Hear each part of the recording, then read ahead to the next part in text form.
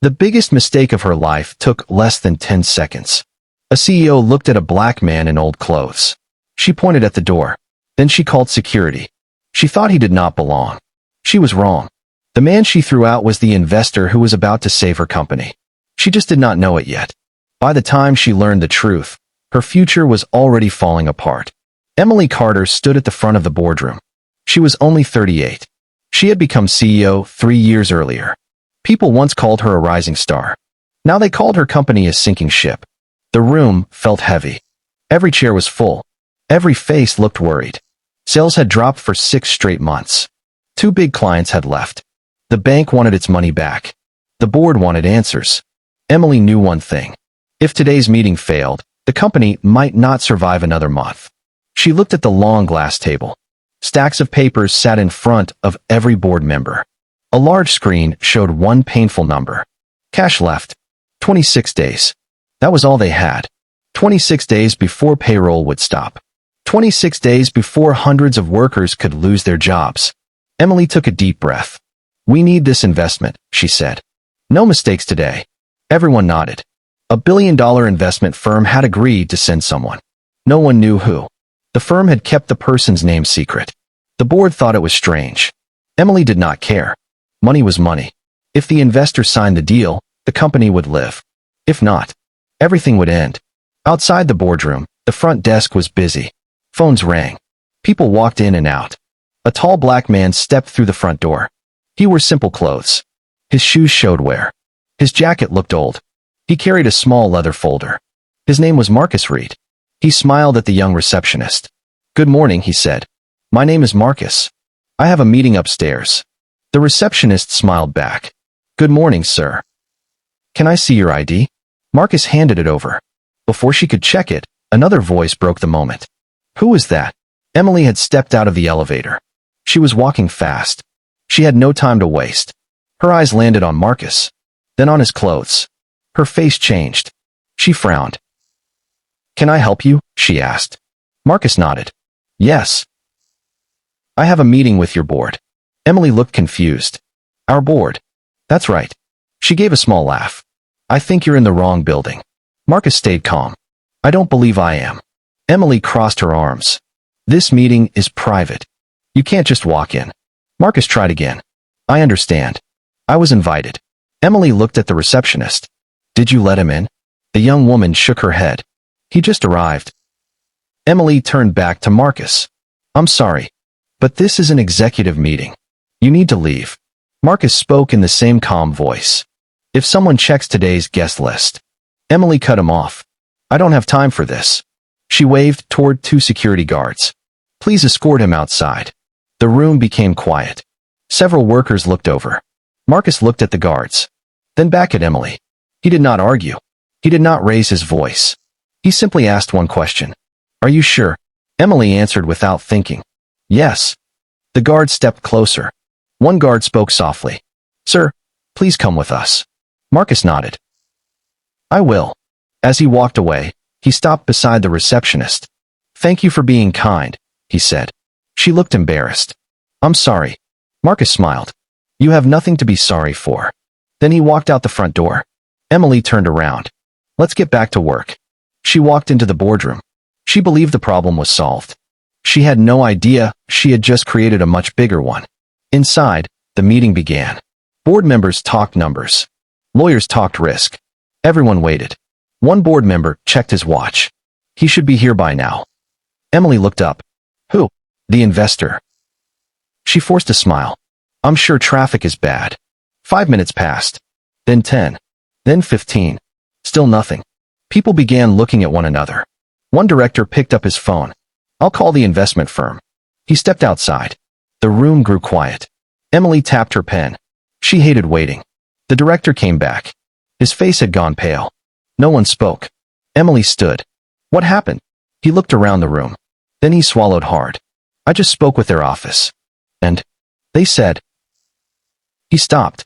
Emily's heart beat faster. "They said Mr. Marcus Reed arrived on time." Emily frowned. "So where is he?" The director stared at her. "They said he was already here." Emily blinked. "What?" "He was already here." Silence filled the room. Then another board member spoke. Marcus Reed. The black gentleman downstairs? Emily felt cold. Her stomach dropped. No. Another director slowly nodded. That's him. The investor. The founder. The man bringing the money. Emily's face lost all color. She remembered his calm voice. I have a meeting with your board. She remembered his last question. Are you sure? Now she understood why he asked it. He had given her one last chance. And she had thrown it away. Emily pushed back her chair. It hit the wall. No one stopped her. No one spoke. She ran from the room.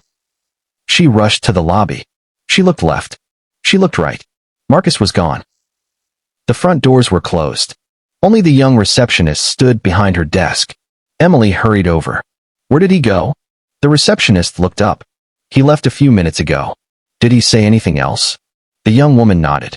He said he hoped your company finds the kind of leader it needs. Emily felt those words hit hard. Not loud. Not angry. Just honest. She grabbed her phone. Call him. No.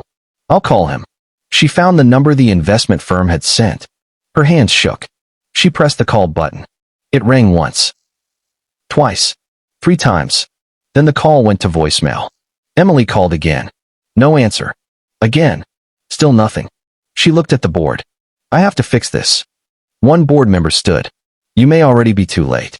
Emily refused to believe it. She drove across the city. The investment firm's office stood inside a tall glass tower. She rushed to the front desk. I need to see Marcus Reed. The woman at the desk smiled. Do you have an appointment? No. But he knows who I am. The woman made a call. Then she looked back. I'm sorry. Mr. Reed is busy. Emily closed her eyes. Please. I only need 5 minutes. The woman listened again. Then she nodded. He will give you 5 minutes. Emily thanked her. She rode the elevator to the top floor. The doors opened. Marcus stood by a window. He looked out over the city. He did not turn around right away. When he did, his face stayed calm. Just like before. Emily spoke first. I'm sorry. Marcus waited. She tried again. I judged you. I was wrong. I am ashamed. Marcus nodded once.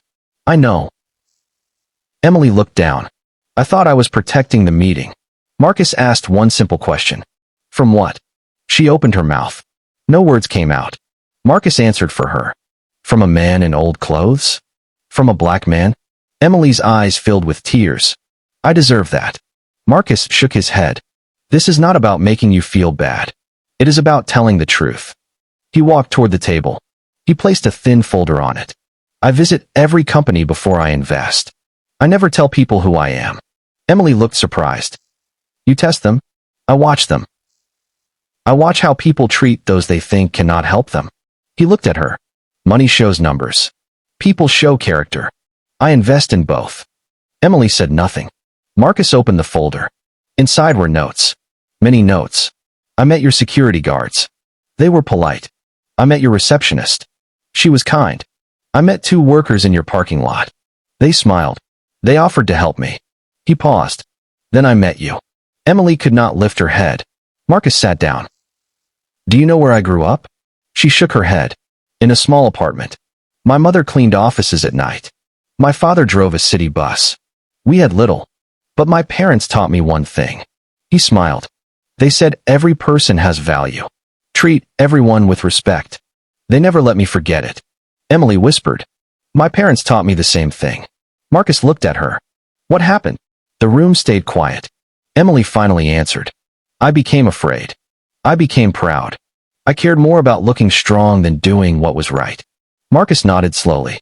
Fear can do that. It changes people. She wiped her eyes. Can I earn another chance? Marcus did not answer right away.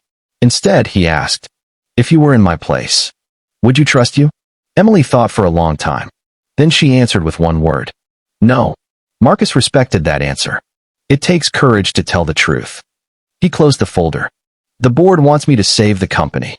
But I care about the people inside it. The workers. The families. The young receptionist. The guards. They did nothing wrong. Emily looked up. So, is it over? Marcus smiled a little. No. But things will change. Emily waited. Marcus continued. I will invest. Her eyes grew wide. But not because of you. Because hundreds of families should not lose their jobs over one person's mistake. Emily almost cried again. Thank you. Marcus held up his hand. I am not finished. The investment has conditions. She nodded quickly. Anything. You will attend leadership training. You will spend one day every month working beside your employees. No title. No special treatment. You will listen. You will learn. You will earn their trust again. Emily agreed without thinking. I will. Marcus added one more condition. The receptionist downstairs. The young woman who treated me with respect. I want her promoted. Emily smiled through her tears. Done. And give the security guards my thanks. They treated me with dignity. I will. Marcus stood. So, do we have an agreement? Emily reached out her hand. Yes. He shook it. This time, she looked him in the eyes. Not at his clothes. Not at his shoes. Just at the man. 3 months later, the company looked different. The investment saved it. No workers lost their jobs. New clients came in. Sales began to rise. But the biggest change was not the money. It was the culture. Emily kept every promise. Once each month, she worked beside different teams. She answered phones. She packed boxes. She cleaned break rooms. She listened more than she spoke. People noticed. Trust slowly returned.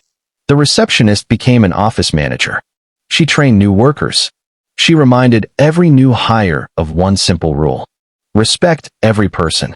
You never know their story. One afternoon, Emily stood in the company lobby. A man walked in wearing old clothes. Some workers looked his way. Emily walked over first. She smiled. She held out her hand. Welcome. My name is Emily. How can I help you today? Marcus happened to see it. He smiled. This time, no one was judged. No one was pushed away. No one was treated as less. Because one painful lesson had changed an entire company. And it all started with one question. A question every person should ask before judging someone. What if I'm wrong? Sometimes the person you overlook is the person who can change your life. Sometimes the greatest test is not about money. It is about character. And character shows itself in the small moments. The moments when no one thinks they are being watched. If this story taught you anything, let it be this. Treat every person with kindness. Not because they may be rich. Not because they may help you. But because every person deserves respect. That is the kind of choice that never goes out of style. If this story moved you, hit that like button and share it with someone who needs to hear it today. And if you haven't subscribed yet, now is the time, because this is only one of hundreds of powerful stories waiting for you on this channel. Your support keeps these stories alive. We'll see you in the next one.